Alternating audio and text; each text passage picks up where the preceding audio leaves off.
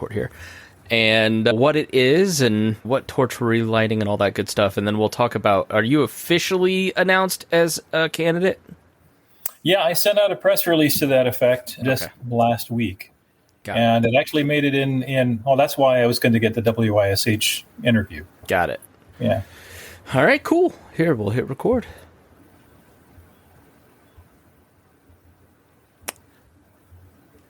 You're listening to the We Are Libertarians podcast network. Find all of our shows at wearelibertarians.com. Welcome to the Chris Spangle Show. Thanks so much for joining me. I'm a little rusty. I haven't done a podcast in a month, so I forgot my intro, forgot everything. But thankfully, we have a returning guest who's going to make it easy on me. And it is my good friend, Andy Horning. He is one of the first candidates that I ever worked for in politics, one of the people that turned me into a libertarian. So you have him to blame. Longtime friend. We've known each other almost 20 years, Andrew Horning. Can you believe it? It'll be, actually, since that 2004 campaign started in 2003. Yeah. I bet we're there. I think we are there. I think it's about there. You are also running for Senate here in Indiana. Are you running as a Libertarian, Republican? Which are you choosing this time? I'm running as a Libertarian. I think the Republican experiment did not work out as people had promised me it would. And, I did that. Everybody said, oh, you really ought to run as a Republican and blah, blah. Oh, come on. If anybody really knew how any of this stuff works, they wouldn't have even ever said that. But I did it. I dutifully did what people told me to do. I tried it twice. I won once, and if only living people were counted, I won that general election too. And I basically proved that running as a Republican, you can win with a whole lot less money than even I had raised as a Libertarian. Yeah, I'm not going to do that again. And in fact, if my book is all about why being a Republican, being a Democrat, the best Democrats and Republicans can't fix our problems because our problems transcend the parties, they transcend the candidates.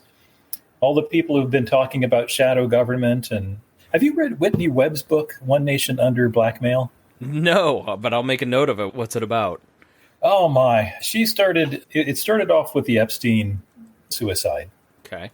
She started pulling on threads and following people that she were connected to all of this stuff and following more connections. And not just little connections, the father of, the brother of, and the employee of, and going back 120 years. When a lot of this I knew already, but she detailed it. 2-volume set, big, thick volumes, and about how our government blurred the lines between a crime ring and government a long time ago when it started working with the mob. And when the intelligence services started, it was Secret Service before it became the CIA and FBI and all of that stuff. And so they started blackmailing politicians right away with sex. And that sex and drugs became a global network of extortion and blackmail. China, Russia, every country in the world. And it's very well detailed. And it uses a lot of information we'd heard before. And most people intuit this anyway, especially from the post-Epstein. A lot of people. That's the thing with conspiracy theories is usually they pull together news articles, things that are reported already. And then you go, look, all these things are connected. That's why I've never been a big, they are pulling the strings from the top down guy. I think in general, things are pretty well known and pretty out there. It's just that people don't pay attention. First, let me say you're the author of Relighting the Torch. Which I am 13% of the way through, admittedly, but I have highlighted 18 portions of this. I think it's some of your finest writing. I think you do a great job so far of really getting at the nature of government and explaining what government is and how it undermines how really the American experiment. And this is something that I'm really interested in talking about on the show moving forward, and you're a great person to start with. Defining the American experiment, explaining what it is, explaining how it got undermined, and how we can move forward. I think we're heading into a time where people are not going to just automatically say, yes, liberal democratic capitalism has been good for us, and it has produced all this wealth. They're going to look at other models, the Republicans leaning right, Democrats leaning left for really more than a century. Oh. But let's start with the American experiment. What torch are you relighting? What is the American experiment? How do you define it? This is a frustrating thing because you actually even use some words that have to be redefined in their original context to make any of this make sense. And whenever we're talking about liberal, we're talking about government, even in what government is, people have this idea. Now, you say the word government, and they have different ideas depending on whether they're talking about politics or government, even if it's the same thing. So politics is bad, but government is what we want to get involved in stuff. So I want the government to take care of me, but I don't want to get politics involved. And so there's so much confusion in terms of what this actually is that the experiment of the United States really was self-government. And you think about what government really is in a global context. Nature has its own form of government. In every cell, every plant, the weather, everything is a kind of government. And if you think about government as being some force that restrains things and so on, the experiment in the United States really, if you want to boil it down to its most elemental form, is can we govern ourselves enough that we can have very little of that other kind of government that has guns and missiles and jails and judges and bombs and drones and all of that stuff.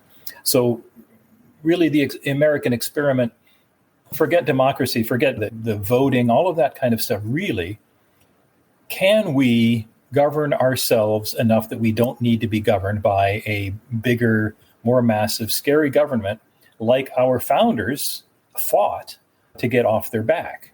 What was 1776 all about? People have a lot of wrong ideas about it. It really wasn't about taxation. In fact, they imposed their own kind of taxation right off the bat that was pretty onerous. They even came up with their own fiat currency, the Continentals and wooden nickels and all kinds of stuff that turned out to be incredibly inflationary. They made lots of mistakes. They wanted to be self-governed. And if you read the Declaration of Independence, a lot of it was the king wouldn't let us have our own laws. The king wouldn't give us British law. He wouldn't give us what we were due as citizens of the crown. And there's only one mention of taxation in the Declaration of Independence, and basically without our permission. And so the idea of self-governance was a big deal. And you read what Locke and all of these guys were writing about at the time, and a lot of it was related to the idea that we can trust ourselves more than we trust the king, more than we trust a central authority. So the American experiment, which you got to say by now has pretty much failed, was self-government and minimal, what we would call government today. So if the American experiment has failed, and the idea that men can govern themselves, women can govern themselves too, not to use gendered language, but I know they can govern themselves too.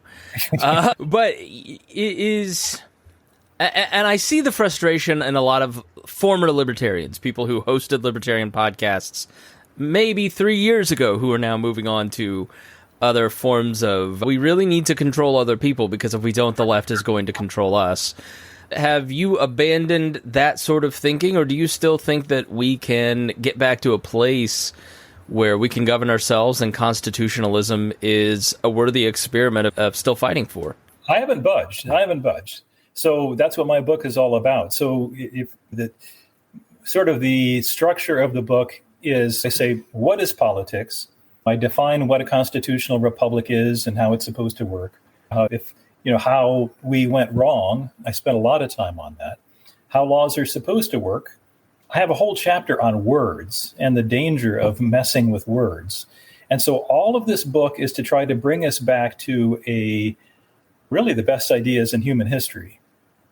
And the best ideas of human history are that, yeah, we can. It has happened in a few times. You look at the Florentine Republic, you look at the United States of America for a little while, in limited fashion, because it has to be said, we never did the Constitution as intended. We never, right from the beginning, when the ink was still wet, even John Adams was the Alien and Sedition Acts. We've had lots of breaches of constitutional rule of law. But as Jefferson wrote, and I don't have the quote memorized, but something along the line of the constitutions are here for us to use as the backstop against aggression. We may transgress these things from time to time, but these constitutions are for us to be a touchstone of what we thought was best in us and best in terms of self-government and a way to run a civil society. And if we use those constitutions in that sense, they're still there. The constitutions, Indiana and federal constitutions, are better than what we're doing. So even though they're imperfect, and I do in this book draw some, I have some pretty strong words about things that could have been done better and the things that were just flat wrong in the Constitution, but it's still the best thing anybody's ever agreed to. You can't get 15 people to agree to anything better than this. Given that this is already ours by law, and that everything else is fundamentally in breach of this law, and that we literally have a crime ring ruling over us right now instead, my hope, let's keep hope and expectations in line here. My expectations are low, but my hopes are always high that we're going to come to our senses.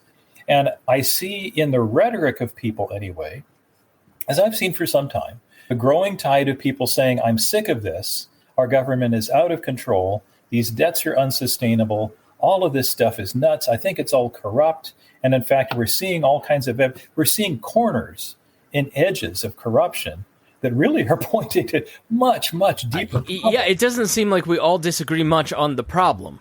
We just disagree on the solution. And some people, a majority of people, seem to think that more government and more power and more allowing of, you define government being necessary for two reasons. I don't know if you can recall those to mind, but, you know, what was that? I thought that was a great point. Once people figure that out, why do we go to a solution that's going to make the problem worse? What do you think that is with human nature? No, that's a good fundamental question, and it hits at one of the things that I hear every time I run for office. And that I get done talking, I have a discussion with somebody, and it's not that often that I get to have a really good discussion with a voter, because you generally get, in political campaigns, you don't get much time. But when I do get a little time and somebody agrees with me and say, man, I agree with everything you say. Man, I wish I could vote for you. There's this crux where what we say every day and what we do on election day are opposites. And so you've got these guys that say, I've got my M16, I'm going to shoot the government out of my way. No, you're not, because you're not even voting for what you want. And the fact that so many of us are voting on odds and habit and tribe, and tribalism is a strong thing with humans. It's just a really idolatry.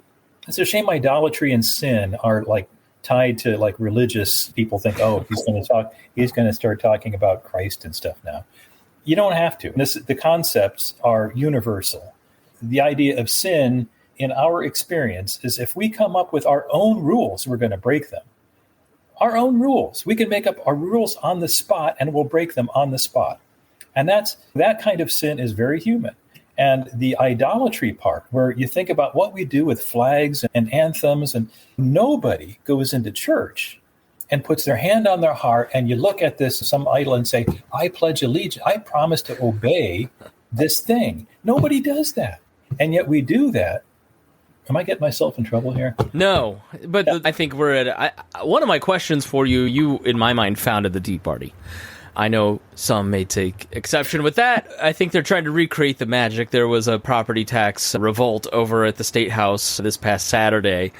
July 4th, 2007, you hold this rally with 500 people that show up to the governor's mansion protesting property taxes. It ends up setting off a revolutionary summer across the state of Indiana because property taxes had doubled, tripled, quintupled in some cases. And it became a flashpoint in a mayor's race in Indianapolis, and this no-name Republican ended up winning, and the well-funded Democrat that was a shoo-in ended up losing, which some people think that may be happening again here in Indianapolis. Our friend Abdul ran for mayor, unfortunately did not hit the mark in the primary, thanks to a guy that spent $3 million. But I really think you having that Tea Party, which led to other kind of Tea Parties, which... it's not out of realm of the possibility that Rick Santelli in Chicago may have seen some of this stuff, who's the one that's credited with going, we need a Tea Party on CNBC. We made national news with that. He did, yeah. It really set it off. Oh, you did? Yeah. When we closed off Meridian Street with all the people, and it may have been more than 500, because it was a big mob at the governor's mansion. And we made national news then. So a lot of people saw it. And I heard from people all over the country then after that. And then you have the Glenn Becks and everybody with We Surround Them, and then evolving from there, and the official Tea Party. And I had a lot of hope about it because it was, let's return to the principles of constitutionalism. Let's return to the principles of our founding. Let's stop spending. When we're looking back, has it been 15 years? Since the Tea Party?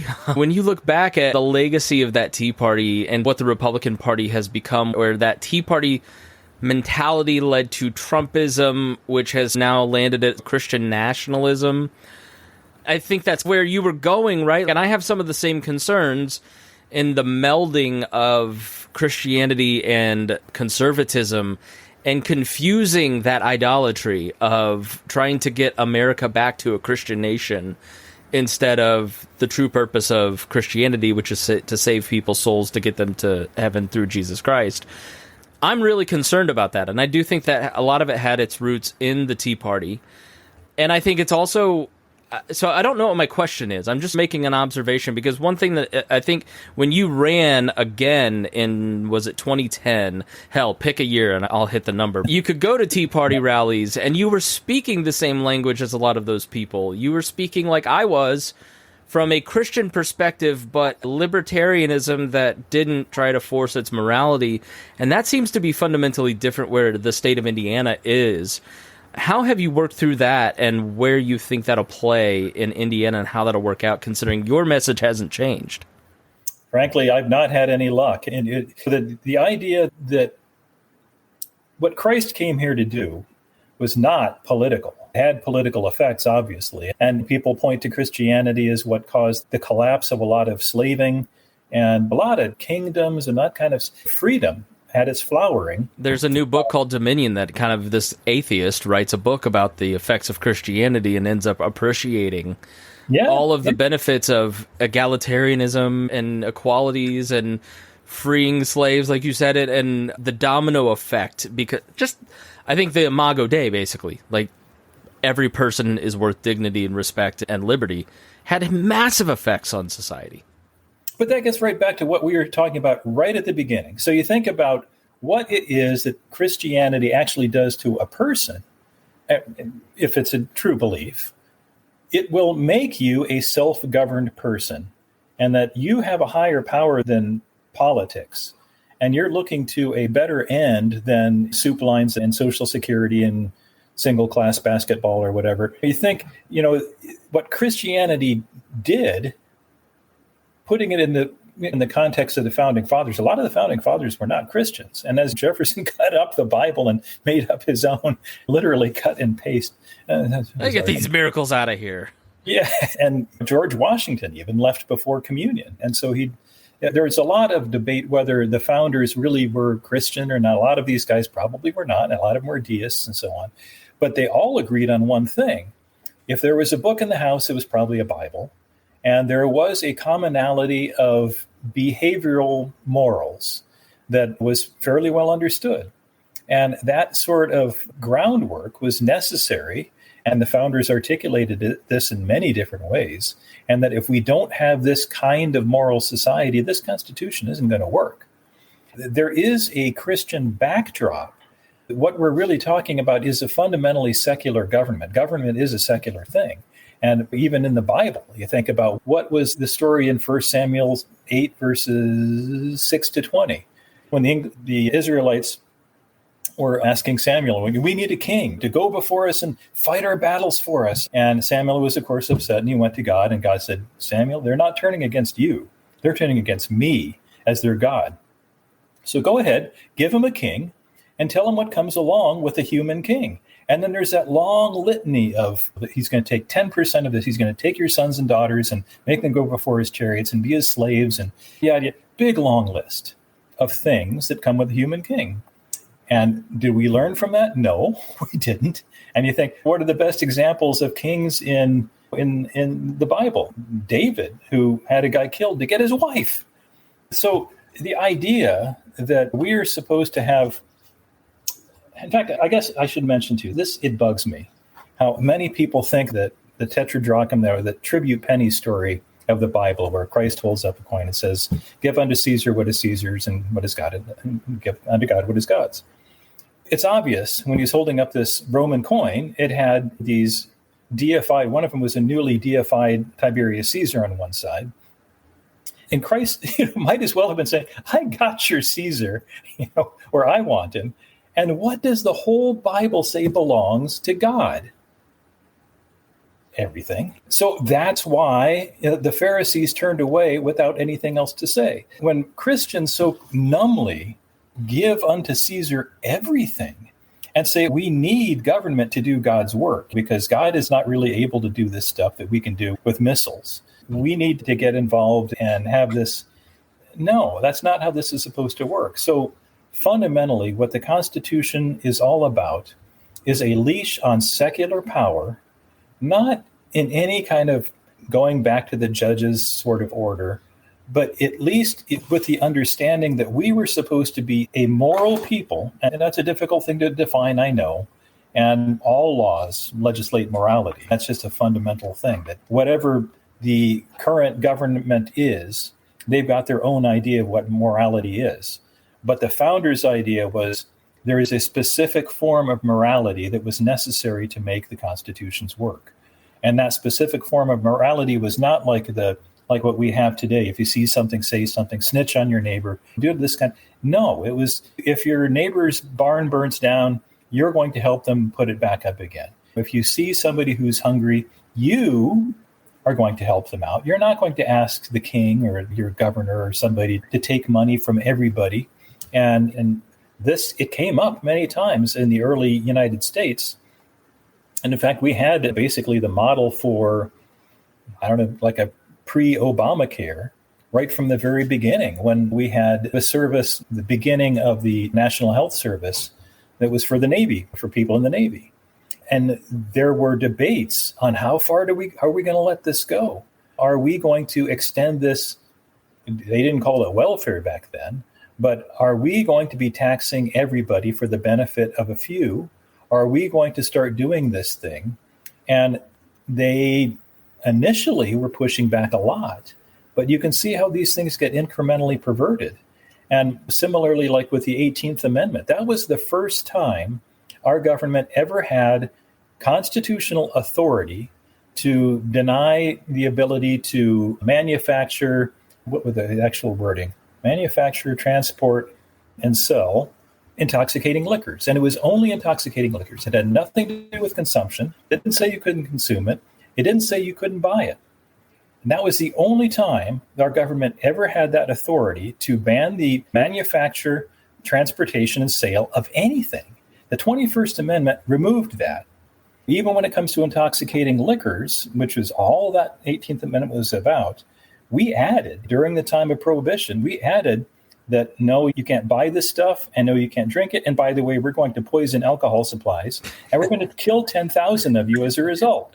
These things get added on. And then when the 21st Amendment wiped out all of that authority, suddenly government has the authority to regulate the sale of cabbage and shoes and everything now without amending the Constitution. So what happened was, once we started taking liberties with the wording of the Constitution, where the 9th and 10th Amendments are really fundamental to our proper understanding of the Constitution, where we have all rights that are not specifically taken away. But the 10th Amendment is very clear in saying that the government has no powers that are not specifically granted. So where people are now saying Constitution doesn't say I can't do this. No, it does say you can't do that, because it never said you can. And right. That's a fundamental screw up that we made a long time ago, where we started thinking that if the Constitution didn't say something, that there was something vague about it. There's nothing vague about it. If it isn't in there, it's forbidden. And that's even in the Indiana Constitution's Article 1, Section 25 is a little bit peculiarly worded, but it's very clear that no law shall be passed, the taking effect of which shall be made to depend upon any authority except as provided in this Constitution. I like the way that wording works in the Indiana Constitution, even though it sounds a little funny. It makes it clear that passing a law does not grant authority. The authority has to be there first, and the authority comes from the constitutions. And if the constitutions are not amended to grant the authority to write that law, it's not law.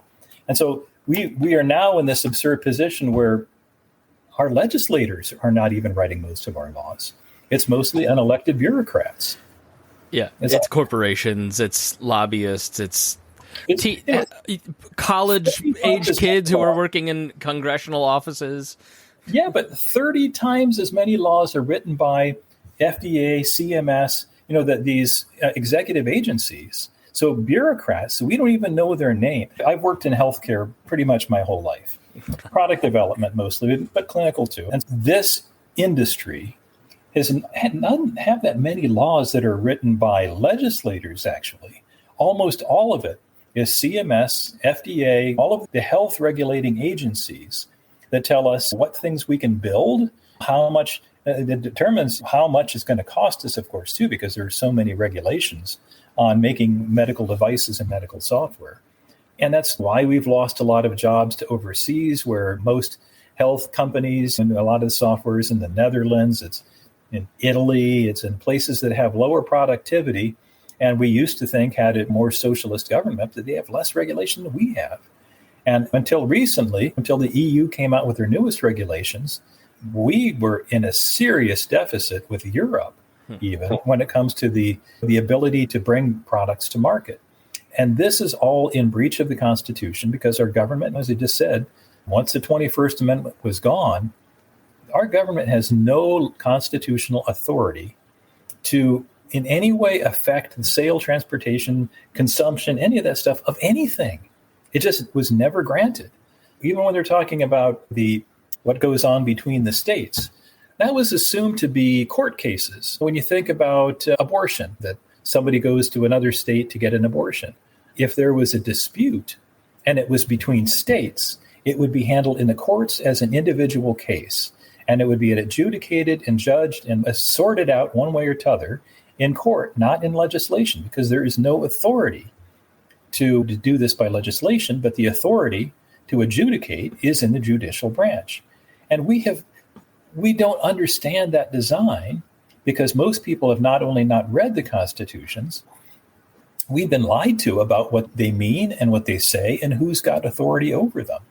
And constitutional scholars, putting air quotes around that, they're always talking about court cases. They don't talk about the Constitution's words. So they say, I said in 1936 that this yada, and therefore, no, that's not the way it's supposed to work. We, the people, are supposed to own the Constitution. Yeah, we've ended up in a Byzantine-like state with just too many different moving parts and pipes and. You're Goldberg. I said, yeah. Hey, we need with our custody situation. Hey, we have a question. We have this idea. We'll get an answer back to you. It'll cost you $600 because we need to go look up all the different statues. And you're just like, I guess what are like the first couple steps in getting back to relighting the torch and getting back to a place where this system works again. I'm making that presumption that I think you and I both probably think that it can be reformed, and I'm not a catastrophic libertarian who's just, look, let's collapse it all. People will just magically choose liberty if we just collapse the entire system and deflate the dollar. But I take the Eugene Debs view that 100 years from now, we can move society back, just like Eugene Debs in 1910, 1912, 1908 had these ideas, and we can implement these 3 or 4 things and 5 things, and here's my 10-point plan. And lo and behold, Barack Obama fulfilled most of his vision if you go back and read his speeches in 1912. I look at the long game, and I think we can move that direction. So if you were to put your Eugene Debs list together, and maybe it's written in the book, like I said, I'm not there yet. Fantastic book. I recommend it. I just am a slow reader. What are those few things that we need to do to get society reoriented? Actually, my last chapter, other than the conclusion chapter, is all about how do we fix this. So I've got a whole bunch of proposals, things that we should be doing. But fundamentally, what do we want to do? We have to if we want constitutional rule of law, it's actually very simple. It's crazy simple. because the laws are already there. That's what's legal and everything else is illegal. We have the power of peaceful revolution. Nobody ever puts it in those terms. They say this is about hiring politicians. No, it's not. There are politicians everywhere. They don't have elections. Politicians are like gravity. They're just going to come. They're going to pop up more like weeds. They're just going to pop up. And it's our job to cut them down, pull them up by the roots, and do something about it. We're supposed to be firing these guys. So elections are about the power of peaceful revolution so that we don't have to have that other kind of revolution that our founders had. If you think in the simplest terms, we are not voting for constitutional people at all. Nobody. Even the best Republicans right now, like Thomas Massey or Rand Paul, none of them have done anything like, we're going to, like in my book, I have ideas for like sunset resolutions, constitutional restoration, where everything is not constitutional. You have 10-year sunset and goes away. And you have to vote things back. Everything is going to go after 10 years. And then the idea that we're going to have resolutions that even say, hey, we're going to do the constitutions. We haven't done that. And I guess maybe I should just read. Let me get to this first. Let me bring this up. Because it's really simple. But we have to want to do it, and we have to vote for people who would do it. And this could work at the state level or the federal level or both. Well, that should work at both. Yeah, you can get Andy's book. I'll pad for time here.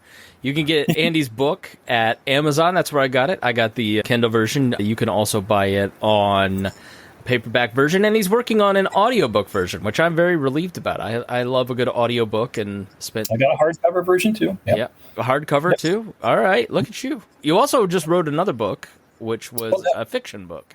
Yeah, that was before that. So that was my first book. And that's all about what a peaceful, wonderful anarchy would be like. Yeah, so check that out when you're purchasing all the Andy Horning books. But did you find the section? I did. All right. I did. This would be a federal resolution. You could do the same thing in this state. And it's short.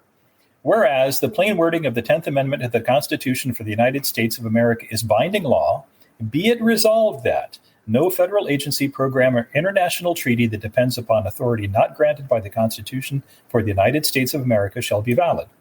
Any agency, law, program, or international treaty transcending authority specifically granted by the Constitution for the United States of America is null and void.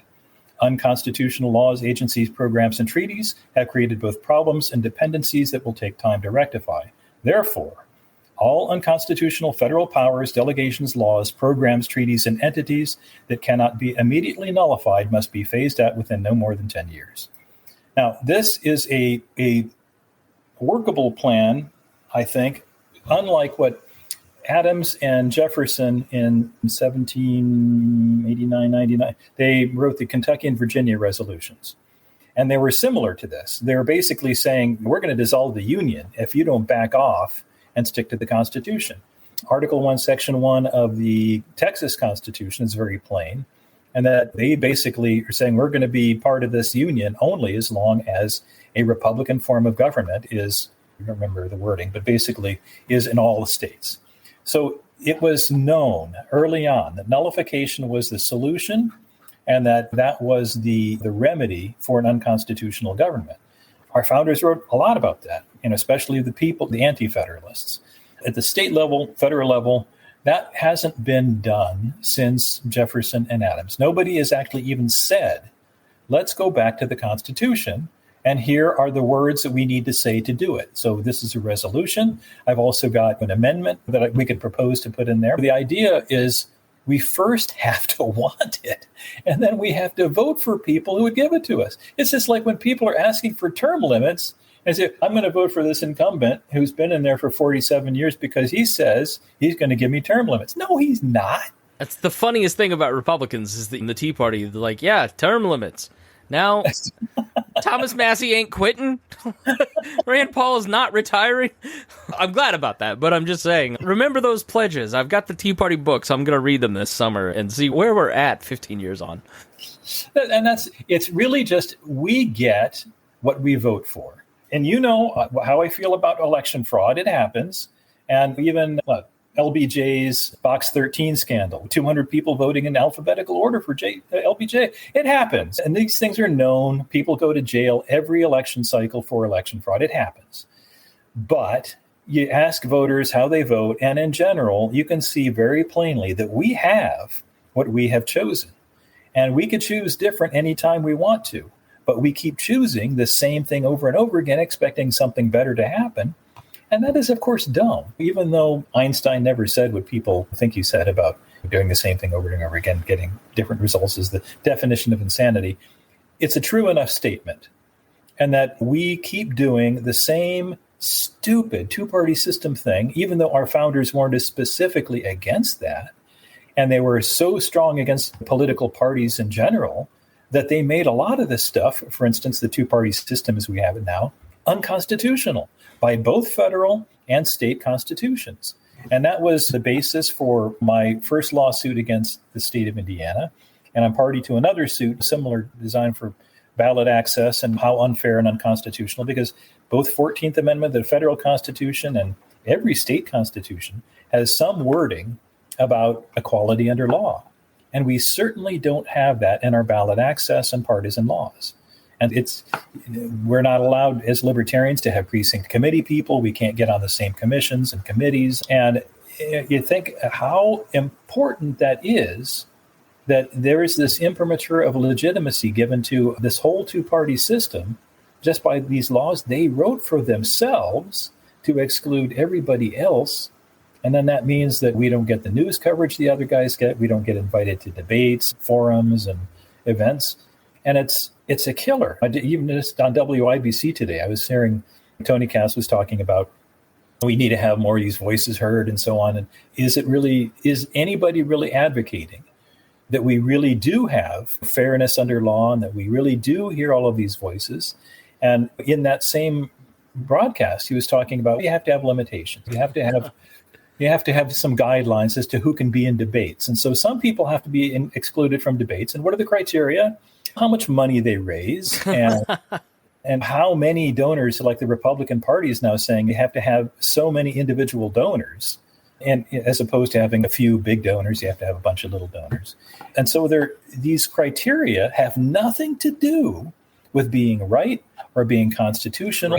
And one of the most damning criticisms I would have for our political system right now is that we vote for people not by whether they're telling the truth or whether they've ever been right, but it's the opposite. The people who tell the truth and are right, they're the ones we call losers and fringe, and they can't win an election. And I've even had people tell me, oh, you're too nice. What? You're just too decent of a human being to be elected to office, Andy. I've always thought that. What? Yeah, I guess that's the funny part about the populism of talk radio, which really, like, all the people who run the Republican Party and all these Twitter accounts and everybody, they all just sound like Larry from the East Side calling in on Abdul in 2004. I miss Larry. Donald Trump is just a talk radio caller. And that's a funny part of populism is that they talk out of both sides of their mouth. There's no, yeah, we should have everybody in the debate, but then we should also do the thing that's going to benefit the people that I like and hurt the people that I don't. And it doesn't make any sense. I wondered before we finish, go ahead. I guess I should, in defense of the people who do this, I do have to say that I never used to be at all, I like Italian sports cars. I like Alfa Romeos. But there is this kind of thing that when you learn enough about something, I started getting a magazine because I like the tools and techniques of hot rodders, that I started reading these hot rod magazines. And you get to a point where you say, you know what, I like hot rods now. And so I think there's this thing where people learn about the two-party system as it is right now, and they become experts in it. And they know the people, they know the processes, they get so involved and knowledgeable in it that they don't see anything else. I like this, and this is the way it has to be. And it's wrong, but I get it. I went to a talk. Dan Miller is a local guy who runs a kind of a cool concept. He does consulting for business executives, but he uses history. And he gave a talk about the upcoming election and 4 elections that kind of had parallels. And he talked about that 1800 election with Adams and Jefferson. And he talked about the fact that they chose what they knew, even though they didn't like it, because the unknown was too great. Because at that point of the Republic, Washington is dead. That stability is gone. You have Adams and Jefferson and the new media around the time just calling them all sorts of names, and you don't know what's real, and it's very confusing as a time. And they could have just ejected the whole American experiment and Constitution at that point. The Republic's not that old at that point. In 1800, it's less than 10 years. But the fear of unknowns kept them into that binary choice, which I thought that was a really good parallel for where we're at right now, where people... Yeah, there's always going to be your Sohrab-Ahmaris who go, look, monarchism is a better way. We need to have Orban-style government to protect our culture on the right. And then you've got the Bernie Sanders on the left going, look, a socialist republic and the a la Sweden is exactly what we need. But that fear of the unknown keeps people... And maybe in some ways, Andy, that kind of helps with us constitutional Republicans. Hey, look, it made us the most powerful nation in the world. It can do that again. Yeah, it's what our founders gave us came from history. These guys studied Cicero. It's not like this was in a historically ignorant backdrop. It's very rare when smart people get involved in politics. And we had some really smart people getting involved in politics. And so what they did is they basically took what they felt were proven ideas, and that it's not a coincidence that we had a whole bunch of smart people at that time, like Adam Smith, and later you had Bastiat and all of these people. And there was a period where Austrian economics was evolving, and it was turning into, it wasn't Austrian economics yet, but the idea that economics was more than just money. It was more than just numbers. It was how people interact with each other in a very fundamental human way. The way we make decisions, the way we evaluate any transaction. This was really smart stuff. And that sort of seed of what we would now call capitalism and free markets it wasn't exactly revolutionary, because they had seeds of this all throughout history that they studied. And so they had already seen how when silver was discovered in what is now the Czech Republic, and what that did for common people to have this, some kind of money they could hoard, as opposed to bits of paper that could be issued and withdrawn and inflated and deflated and so on.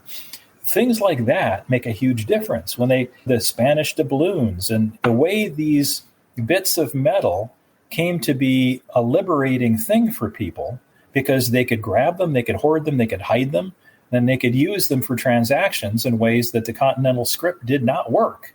So what our founders were actually issuing with the first state banks and so on, they had, before we had the Constitution, we had lots of experiments that failed already. And we had a lot of smart people that knew why they failed. And so we had already a lot of churning going on in economics and politics that led to the Constitution, and that led to what became what my book is all about. And they didn't know that I was going to write this book, but the idea that all of the stuff that went into this was historic. It was historical, not only ancient history, but recent history. And it was proven out in ways that we could see even today, wherever people do bits of this stuff. When what they call the soft revolution in the Czech Republic, the old Czechoslovakia, when it happened under Lee Kuan Yew in Singapore, we've had several times where people take bits of this kind of economic and personal freedom and they apply it. It works every time. And we've had situations where you have the opposite happen. Where it happened, there was a time when Argentina was the fifth biggest economy in the world, and they started going towards socialism and they fell apart. We saw what happened. Venezuela, with all of their oil and stuff, they were rich as heck for a while. And then they said, we're going to socialize the oil industry and see what happens. The rich people stayed rich. We should add that. The rich people stayed rich. It's everybody else that got real poor. And that's a good point, because a lot of people, it's not, a lot of the rhetoric is that, everybody gets poor under socialism. No. Hillary Clinton's not going to be poor. No. You and I are going to be poor. The idea that we can ever have, I love the idea of, my first book is about anarchy. And I love the idea of anarchy, of having no government to speak of. They had a king that really didn't do anything, and they knew it, and it was fun. And it's a funny book, and it's supposed to be. But the point I was trying to make is that you have a government like that. It's going to be facing all kinds of troubles.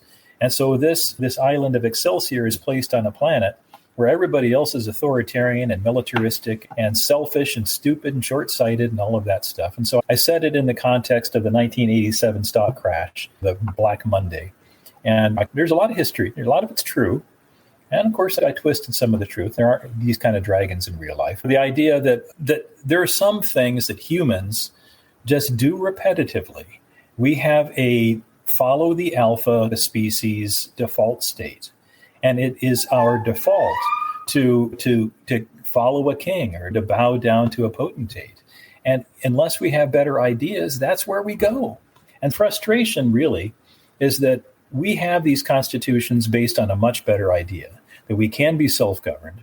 We don't need to have all of this big government, and we can push it aside anytime we want to. And so the whole last chapter of my book, whether it's talking about nullification or like simple things like one subject at a time, read the bill, write the laws, those things that have even been proposed by other people before, free competition in currency. There are a lot of incremental things, but fundamentally, we have to decide what we want, and we have to actually choose it. That's where things go off the rails, because anywhere you look in social media, you will hear people saying, we need to make these politicians do this, and we ought to have a law that, and that we should make politicians eat dog poop. No, you're not going to do that. You're voting for people that do exactly what you say is wrong. And as long as you keep voting for all of this stuff that's bad, you're going to get bad. And it's simple, but we don't want to, and I suppose it's natural too, we don't want to admit we've been screwing up. Yeah. We don't want to admit that what we do actually matters.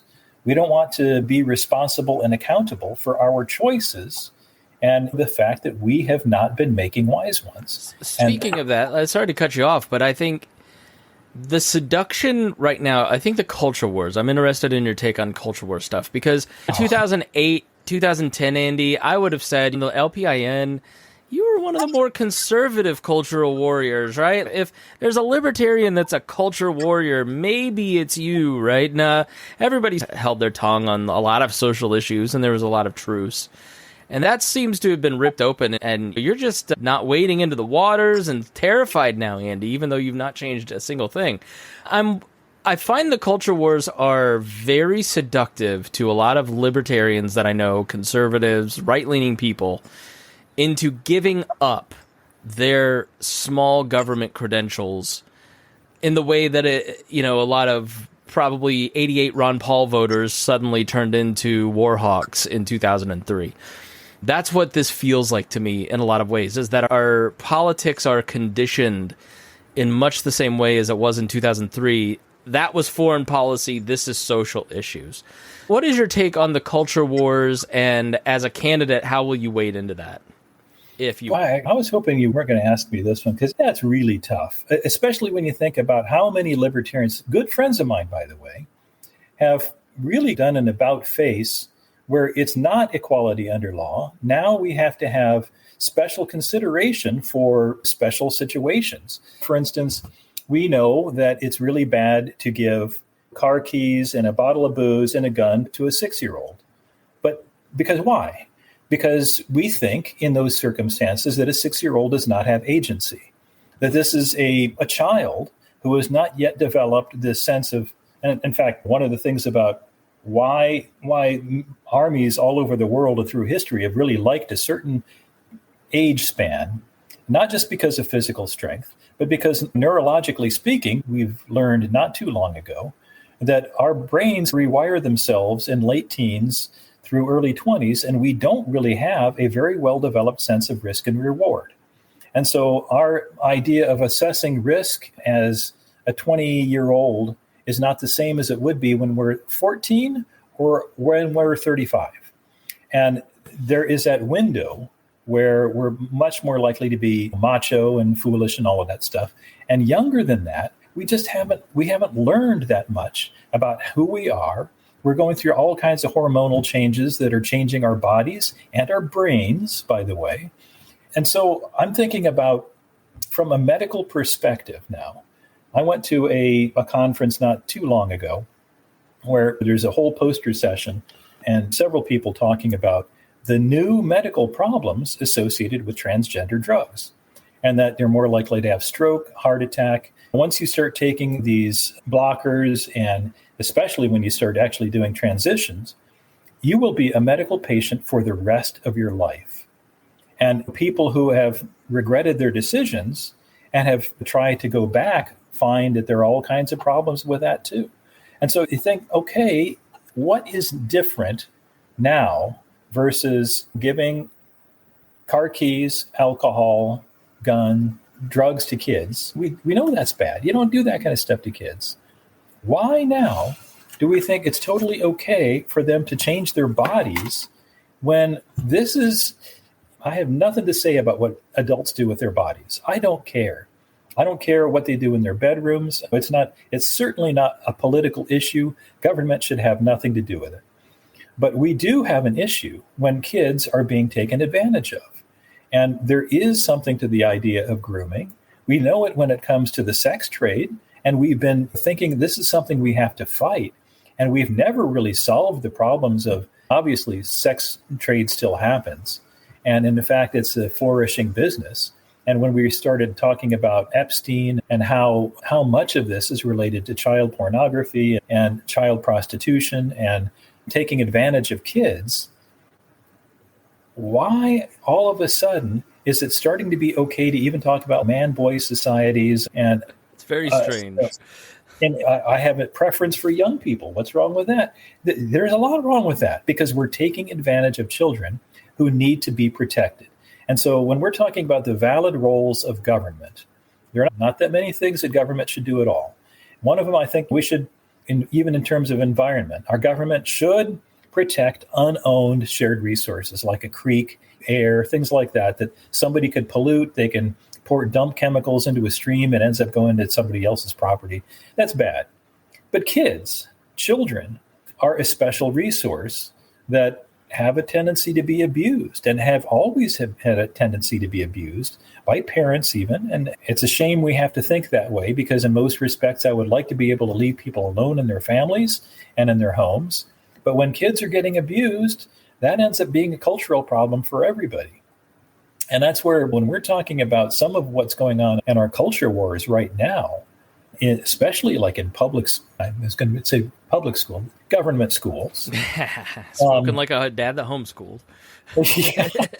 And there's a reason for that. We didn't know how bad it was getting until it was really only Hark when he went off to college and he started reporting back what he was being fed in college that we were like, I had no idea. And there have been so many things I predicted for years. And I've been like a Cassandra for many years saying, this is going to happen, this is going to, yeah, and all these things happen. This is something I did not predict. I did not know just how fast we were going to go from gay rights, which everybody should have equal rights, everybody, no exception.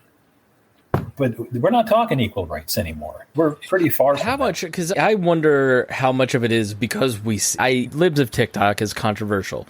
But they're controversial because they take what people are actually saying and you can see it and then you go, that's not right. And I wonder how much of it, like on a scale of magnitude of like how much of the therapist that I saw saying we need to have we do need to have compassion and then lock up people who have child sex attraction or whatever she called it. I think it was MAPS was the term. But I don't know what it stood for. I call it pedophilia. But it was this therapist who works with that population who's trying to normalize the idea. I can't imagine that's a mainstream thing at any point. And the argument that we have a lot of debates in our group chat because I'm trying to work this stuff out and how do we talk about it in public and have reasonable conversations with it. Like, to me, children are just a line, right? Like, I am the third person in history to host a podcast about transitioning with Creating Maya, with my friend Maya when she transitioned. There were a lot of regrets there on their end, right? And this was a 30-something-year-old adult. It's very difficult for me to say that a 14-year-old can have the agency to but then again, I don't know if I want to pass laws for that kind of stuff, right? just too libertarian. So it's like uncomfortable to look at some of the laws that get passed and overriding parental agency, but then also it's just an insane thing to say that your kid should transition at 14 and be sterilized, and they're able to make that choice. They may change their mind. Like, that's a permanent decision. I watched it happen to my best friend, and the complications that came with that. Those were very heavy, difficult times for that friend. But then I love the J.R. Tolkien podcast by Barry Weiss, or J.R. Tolkien, wrong person, J.K. Rowling. Okay. J.K. Rowling, the Witch Trials of J.K. Rowling, because like they have a teenager that transitioned in there and said, it saved my life. So they really did a great job of kind of covering this at all angles that I'll never be able to execute in the way that they did. But it's such a complex issue. And that's, I think for me as an old school libertarian, Andy, that's why I asked this question. Like, it seemed to be cut and dry. Government does X, that's bad. It's a little bit different. It's a little more complicated once we get into areas where every law that you pass has very real consequences. You're the first person I ever... This is life and death stuff when it comes to passing laws. You pass a law that says X, you could be condemning someone else based on your own beliefs to something else. So I wondered where you came down on it, because maybe not just this specific issue, but just the culture wars in general.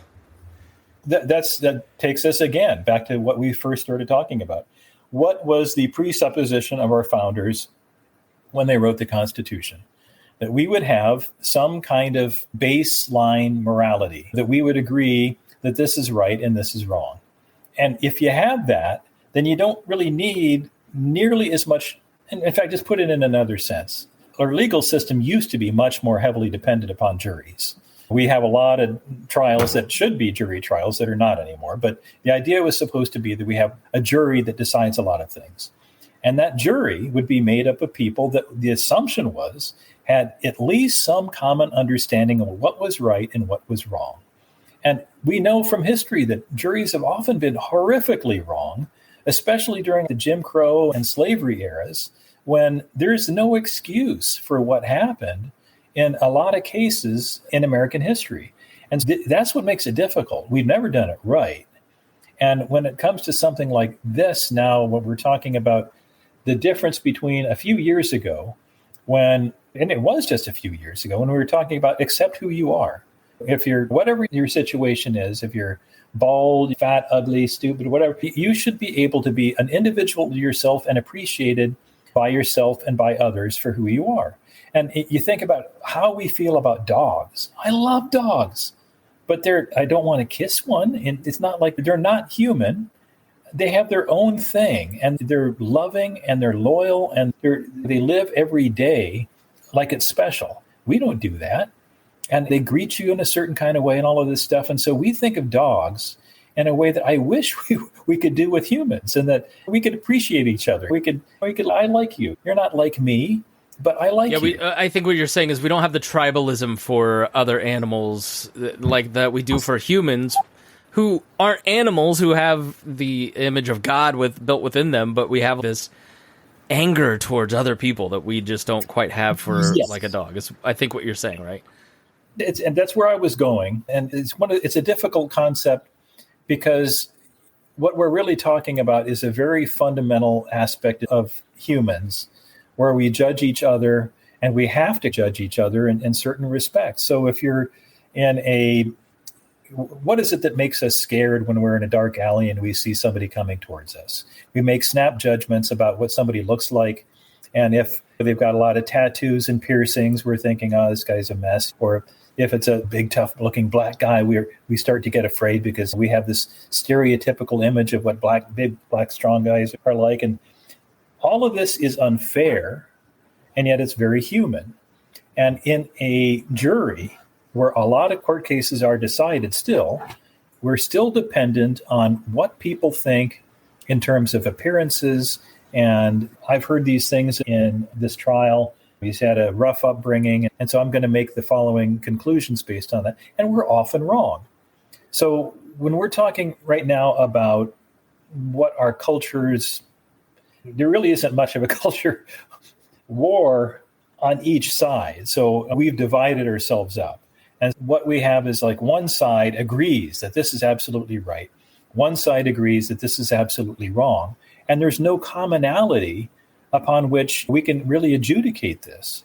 And that makes it really difficult. In my case, I have a hard time imagining that it really does save a child's life if they're 8 years old.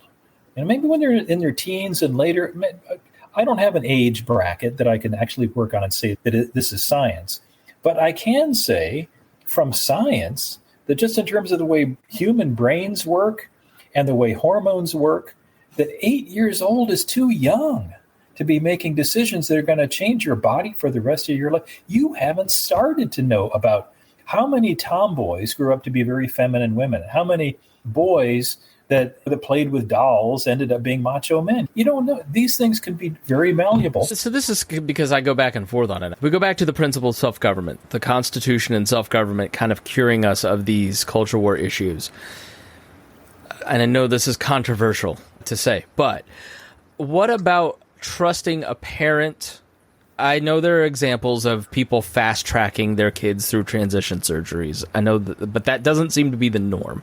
What about trusting experts at Johns Hopkins University and therapists that work within these therapists? And yes, I know therapists that work in these populations are biased and maybe not pushing back as much as they could. But at the end of the day, where is the line for you and I to get involved through government force in making decisions for other people?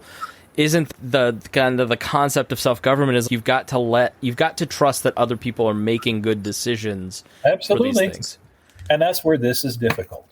Because as a federal politician, it's easy. That's why I like running for federal office, because I could generally say I'm staying out of this. It's not my business. It's not a federal issue. At the state level, things can get a lot more tricky. And even at the local issue, when you're talking about where these cases are actually judged. So if a child ends up in school with bruises all over their body, it's often the school district, local people who end up making decisions about whether this is right and wrong. And I think that's where it really ought to be. But we've had where it gets difficult in my mind is institutionally we've been so corrupted, where going back to the Epstein thing, and what happens in our schools and what people have been trained in institutions. And then we're talking institutions of science, too, like the Academy of Sciences and in psychology and medical science that are now saying, no, this is a real thing. Or the court case where the judge did say, no, this is a gender identity thing is a real thing. And Tennessee law got overturned because this is now not just a individual decision. This is entire agencies of both government and like quasi-government organizations that are working with government schools that have decided that this is a thing and that we're going to teach kids this stuff. We're going to be showing them videos about it. It's not. Yeah, they've made the moral decision. It's like you can't legislate morality, but you're legislating your morality and then saying our side can't legislate our morality, but you're legislating morality. So it's an insane position. I've often thought it from trying to be sympathetic. I do understand how a lot of movies show like men and women kissing in public.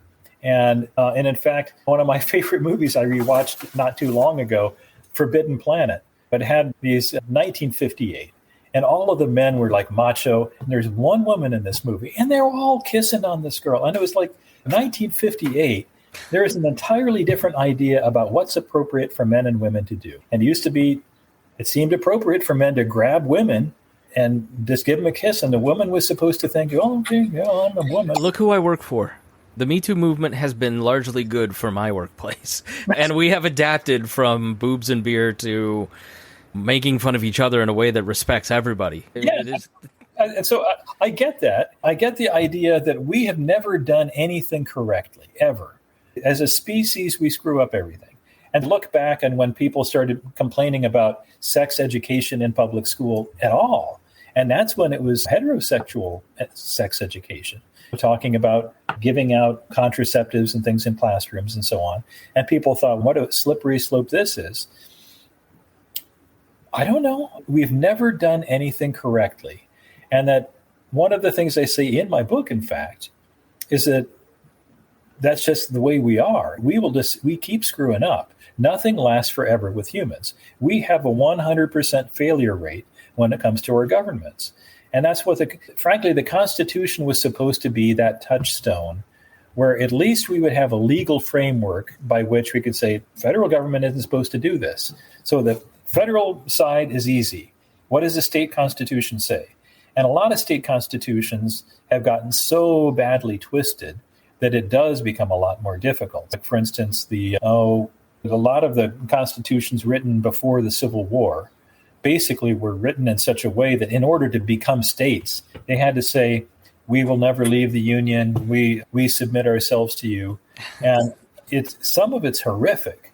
And in those cases, it is very equivocal what is protected at all by their constitutions. And maybe nothing is, because they're so wishy-washy. Even like the Texas Constitution is a long, torturous thing, which has been amended so many times that every time they say something like, we have the right to a gun, unless we take it away. They just added all these modifiers to things. And then there's the damn Indiana Constitution with the Owenites putting in public education, those bastards. Yeah. We guarantee public education in this communist state of ours. Yeah. Even if we did it like the Owenites wrote it, it'd be better than what we're doing, because at least they had a method for paying for it that didn't involve personal property tax. And there was supposed to be a common schools endowed fund to keep the schools running. So all of this stuff, if we did even the state constitution, which I got to say, Indiana's constitution is one of the better ones. It's not quite as fiery and cool as like Tennessee's, for instance, but nobody's doing their constitutions. And that's where you think, what is the fundamental touchstone for any of this, whether it's legal or whether it's moral? Because you're asking me about moral stuff that I don't like talking about, because I don't know. I guess I have enough understanding of my own failings that I know that my judgments on this are going to be based on, I was born in 1958. I think I identify with that a lot. Like, it's, how do you know what's right for other people? You can't be totally sure, and you know how impactful it can be. But at the same time, you want to make sure there's justice. But whose side of justice, right? I have no cotton with, or whatever the phrase is, right? Like with the current thing. That's a trendy thing to say. Oh, it's the current thing to support this. And I live in a neighborhood where June is outdo your neighbor with your flag month. And it's just every June has been like a new flag to one up the other, right? Fine. Live your life the way you want. They're doing it to make a statement. It's not actually about justice. It's to look trendy. That's the stuff that I have no regard for. Like, body dysmorphia, though, is a hugely painful thing for somebody to go through. Whether it's anorexia or gender dysphoria, like, these are very, and I sympathize a lot with anybody that struggles with this issue because of my personal experience. And that's what I'd say is, go have experiences with people outside of your thing, and not you, because I know you get this. You come at it from a very humane way and understanding way, which I think has always endeared me to you, compared to a lot of other right-leaning folks in my circles, where it's just, this is right and wrong, and I don't care about the fallout. Just get over it and act the way that I want you to. But you can see how people, especially old people like me, who, you don't even have to be that old to remember when young people were eating Tide Pods. I was old when that was happening.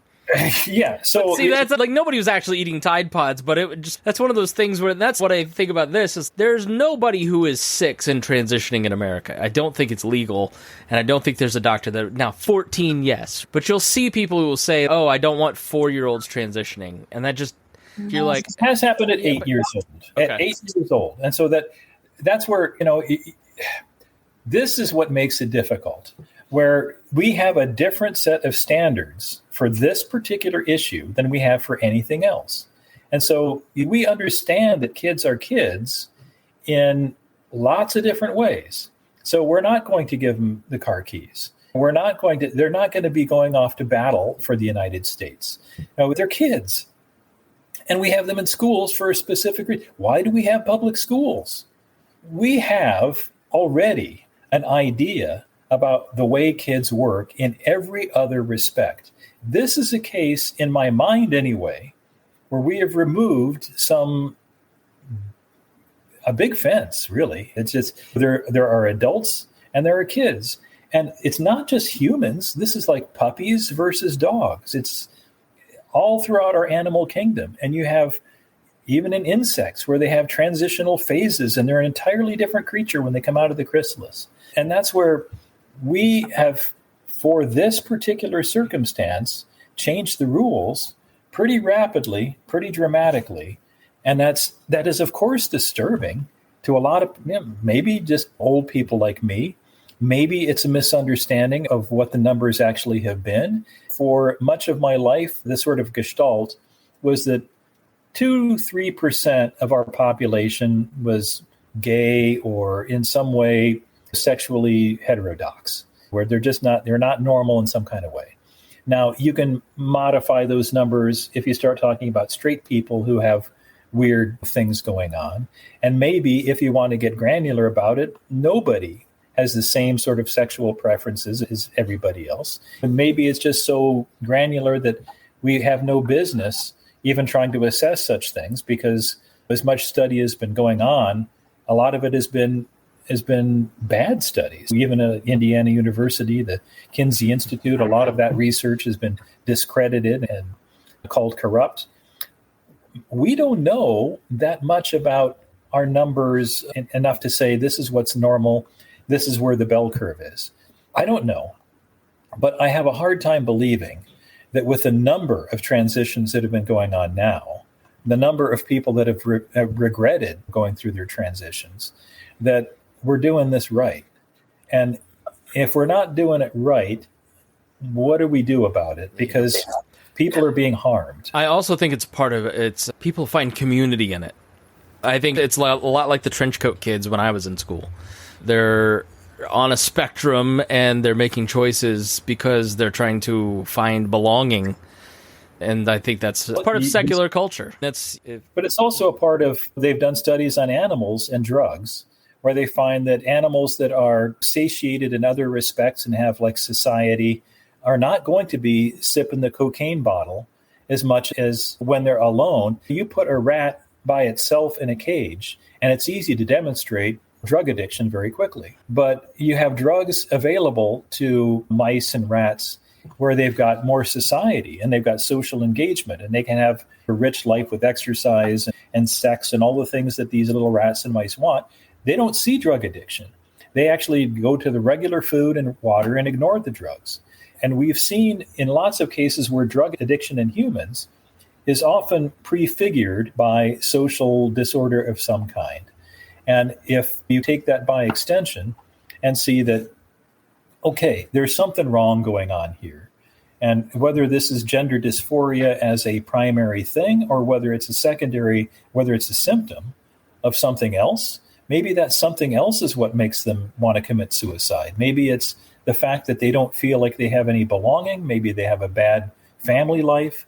And those are the things we can address. Those are the things that we used to have more social organizations like Kiwanis and Rotary clubs and things for like Boy Scouts, Cub Scouts, for kids and families to find belonging and social engagement with. And they've been outcompeted by schools. Their collection plates were voluntary, governments is not. And we've used school as the replacement for a lot of things that used to happen in local cultures where they had local gymnasiums that were not associated with a school. So you didn't have to be in school in order to play basketball and football and all of that stuff. And we've concentrated and centralized an awful lot under political umbrellas where I think we should have not. And that, I think, what happened with the school consolidations starting after World War II and accelerating through the 50s killed off a lot of small towns. It killed off a lot of what was the sort of the park builders and the people who were the volunteer firemen. And a lot of things that were social have been replaced by things that are professional. And that's had a lot of implications.